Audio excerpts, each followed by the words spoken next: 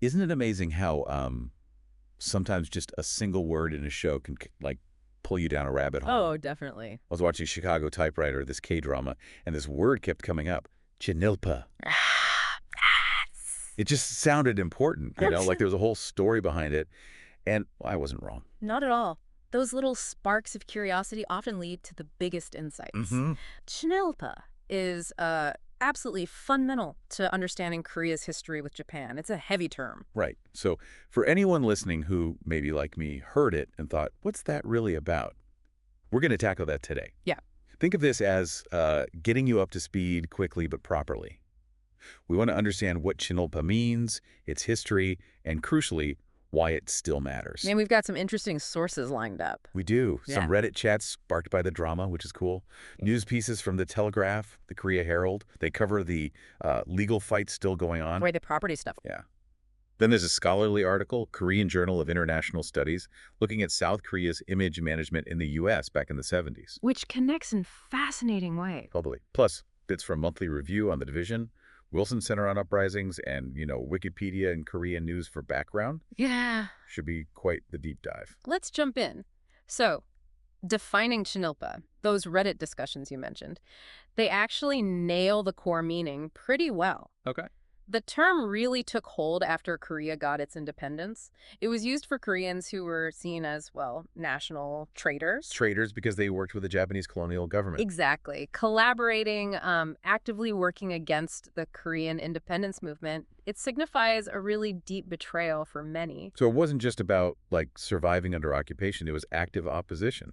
Precisely. Hmm. And the idea goes back even further. It also gets applied to people in the late Joseon dynasty before the annexation. Oh, really? Yeah, those who pushed for closer ties with Japan or even unification. The Reddit thread mentioned groups like Iljinho. Iljinho. And the 5 Ulsa traitors. These were the guys who signed the treaties that basically handed power over to Japan. Ah, okay. So this idea of being pro-Japanese in a way that harmed Korea has deep roots. Very deep roots. And that historical weight carries into how the term is used now. How so? What's the modern usage like? The Reddit comments touched on that too, right? They did. Today, Chinilpa is, it's a really loaded negative term, very derogatory. Like an insult. A serious one, yeah. It's often used in the context of anti-Japanese sentiment thrown at Koreans seen as maybe too friendly or sympathetic towards Japan. It carries all that historical baggage. Wow. Okay. Now, I saw another term that sounds similar, Jilpa. Is that different? That's a really important distinction to make. Good point. Jilupa, Wikipedia clarifies this. It just means someone who is knowledgeable about Japan. Ah, okay. So neutral. Completely neutral. It's Yeah. about having expertise maybe in Japanese culture, language, politics, whatever. It doesn't have any of the negative traitorous connotations of Chinilpa, knowledge versus allegiance, basically. Got it. That makes sense. So after liberation in 45, what actually happened to the Chinilpa? You'd think there'd be, a reckoning. You would absolutely expect that, and many Koreans certainly did. But the situation immediately after liberation was messy. How so? Well, interestingly, Wikipedia mentions that General MacArthur, the American commander, initially thought about temporarily using the Japanese colonial administration and their Korean staff. What, using the colonial authorities after liberation? To maintain order, yeah. Until a new Korean government could form. Wow. I can't imagine that went over well. Not at all. Huge public outrage, as you'd expect. So the Japanese officials were removed. But here's the kicker. According to Wikipedia, Yeah. many of the Korean collaborators, the ones who had worked within that system, they managed to keep their positions. Seriously. So the people who had actively helped the occupiers stayed in power. In many cases, yes. It must have felt like a profound injustice to those who had fought for independence. I can only imagine. It feels like a betrayal continuing. It does, and there are historical parallels. Wikipedia draws comparisons to, say, the incomplete denazification in Germany, or the reverse course in post-war Japan. Where Cold War priorities took over. Exactly.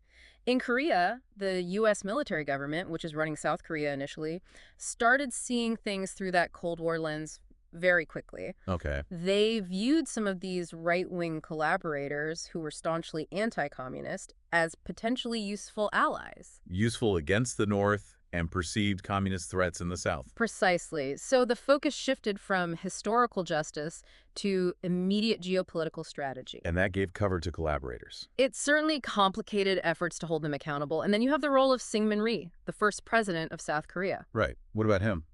Well, sources like Wikipedia and SBS News point out that Rhee actively worked against the official body set up to investigate collaborators. It was called the Banmin Tigui. The Special Investigation Committee for Anti-National Activities. That's the one.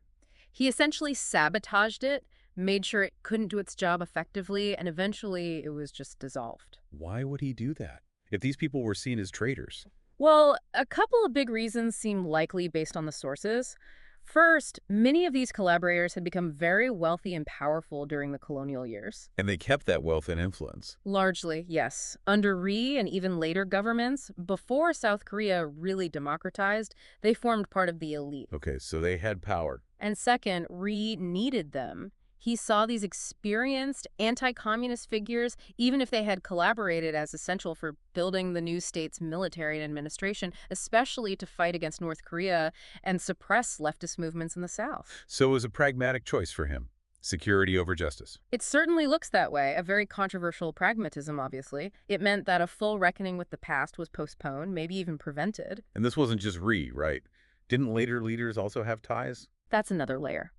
Wikipedia points out that Park Chung-hee, the dictator who ruled for much of the 60s and 70s, had himself served as an officer in the Imperial Japanese Army. Wow.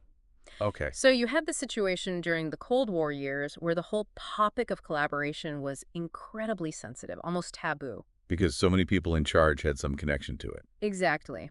Wikipedia mentions there was even pressure to silence critics, including some writers who had collaborated but were now part of the establishment. It was a very tangled web. A deeply uncomfortable national secret, almost. Okay, so that explains the lack of immediate consequences. But things changed later, didn't they? You mentioned democratization. Yes, absolutely. As South Korea moved towards democracy in the 1980s and 90s, there was much more space for these historical grievances to be aired publicly. And calls for action grew stronger. The Reddit threads mentioned laws being passed. Right. That led to the passage of the special law to redeem pro-Japanese collaborators' property in 2005. That was a landmark piece of legislation. Aimed at clawing back some of that wealth. Exactly, trying to recover assets that were seen as accumulated through collaboration. And did it work? The Telegraph piece from 2010 talked about actual seizures. It did lead to action. That report mentioned the government seizing property from descendants of 168 identified collaborators. We're talking about land, money, assets acquired sometimes a century earlier. And this was legally challenged, I assume. Oh, yes. But the Korea Herald reported in 2011 that the Constitutional Court upheld the law.